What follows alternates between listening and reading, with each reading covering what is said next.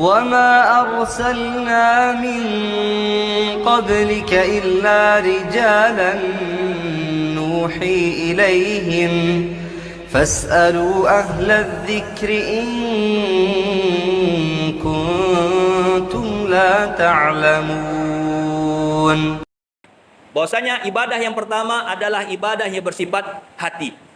Apa ibadah atau contoh-contoh ibadah yang bersifat hati? Contohnya adalah semacam yang pertama adalah semisal tawakal.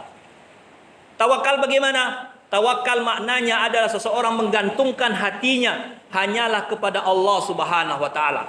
Akan tetapi kita katakan bahwasanya sebagian manusia salah dalam memaknai dan mengartikan dan mengaplikasikan daripada tawakal mereka.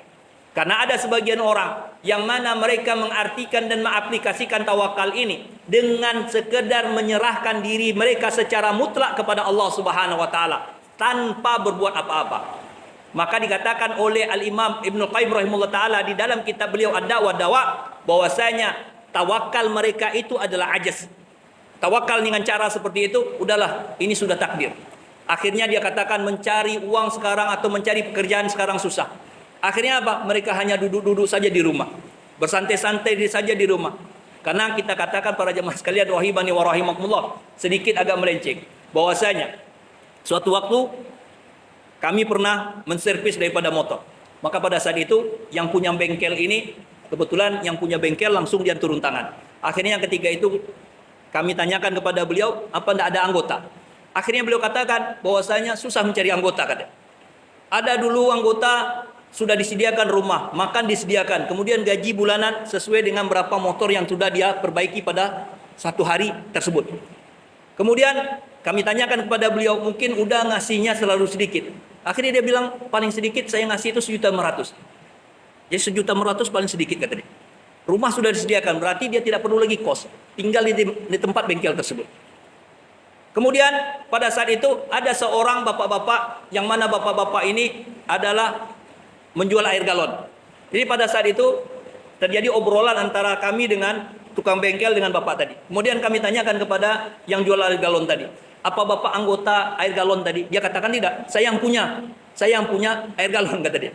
Akhirnya ketika itu kami tanyakan, kenapa tidak cari anggota? Maka dia katakan apa? Mencari anggota susah kata dia. Kenapa? Padahal itu sudah ada langganan-langganan dan tinggal mengantar saja. Jadi langganan sudah ada, tinggal mengantar saja.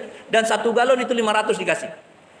Akhirnya kita lihat atau kami ambil kesimpulan, bagaimana bisa di zaman kita sekarang ini. Kita lihat, maaf Bapak dan Ibu, tadi kebetulan kami datang, kebetulan ada anak-anak di belakang sini, anak-anak menghafal Al-Quran. Dan kita yang mirisnya Bapak para jamaah sekalian, yang menghafal Al-Quran, yang semangat menghafal Al-Quran sekarang ini adalah kaum perempuan. Padahal yang butuh dengan hafalan Al-Quran adalah laki-laki. Kenapa? Yang akan menjadi imam sholat adalah laki-laki. Apa mungkin nanti yang perempuan ini semangat menghafal Al-Quran, yang akan menjadi imam kelak adalah perempuan? Maka kita katakan para jemaah sekalian rahimani wa rahimakumullah, bagaimana luar biasa dan mirisnya kita di zaman kita sekarang ini. Kebetulan kami tinggal di pondok, berdekatan pula dengan SMP, sebuah SMP negeri. Kita lihat bagaimana laki-laki, mental laki-laki di zaman sekarang ini. Kerjaan mereka hanya sekedar foya-foya saja, bersantai-santai saja, naik motor, ngebut-ngebutan. Adapun yang perempuan rajin belajar. Apa tidak mungkin nanti berapa tahun yang akan datang?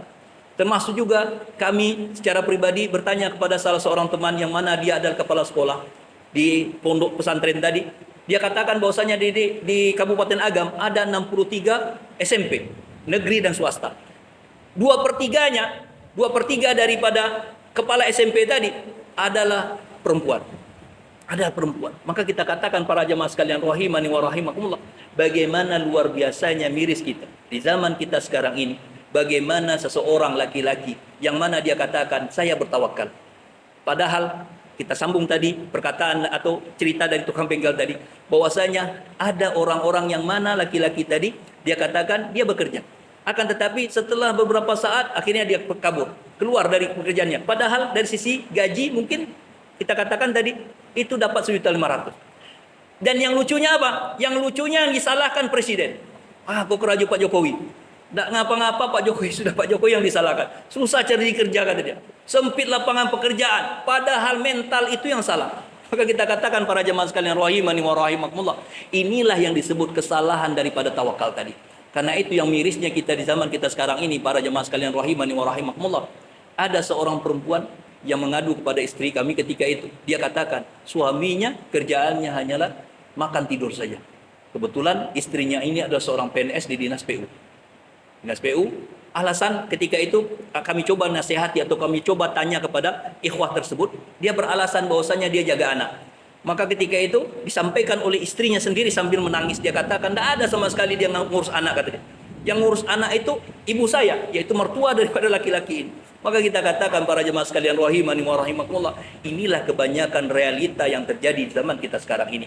Bagaimana mereka mentawakalkan, menggantungkan, kata mereka, menggantungkan hati mereka kepada Allah Subhanahu wa taala tanpa mereka mengambil sebab, yaitu hanya sekadar menggantungkan hati mereka dan mereka memasrahkan hati mereka tanpa berusaha sedikit pun.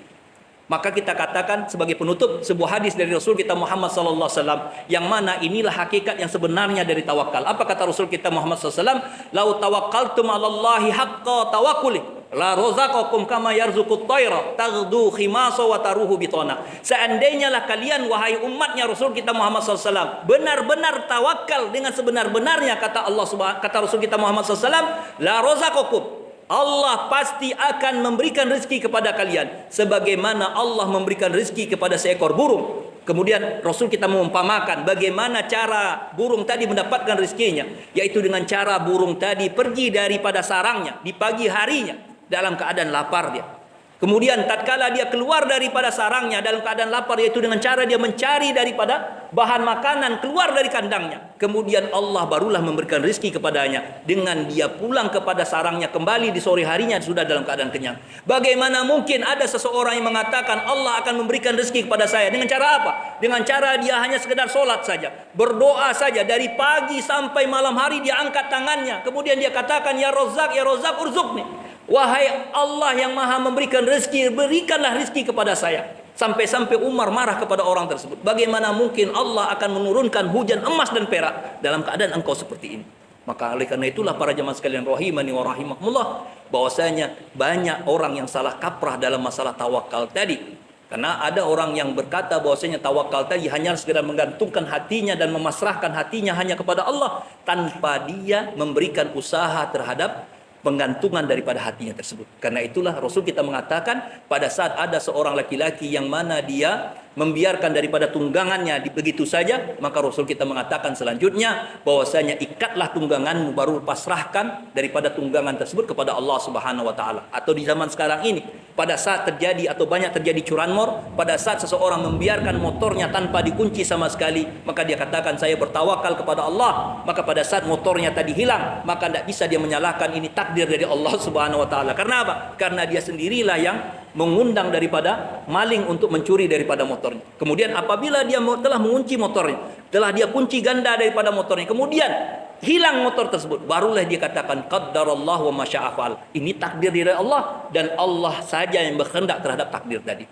Jadi barulah itu yang disebut dengan tawakal pada saat dia telah berusaha untuk menghilangkan daripada segala apa sebab-sebab yang akan menghilangkan dari motornya tadi, kemudian barulah dia memasrahkan penjagaan terhadap motor tersebut kepada Allah Subhanahu wa taala.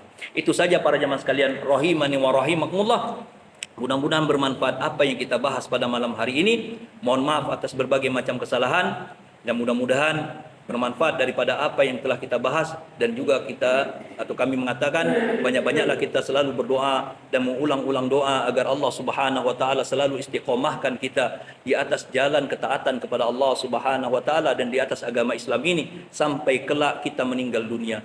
Itu saja para jemaah sekalian rahimani wa rahimakumullah. Al-afwu wal taksir. Subhanakallahumma wa bihamdika asyhadu an la ilaha illa anta astaghfiruka wa atubu ilaik. Assalamualaikum warahmatullahi wabarakatuh.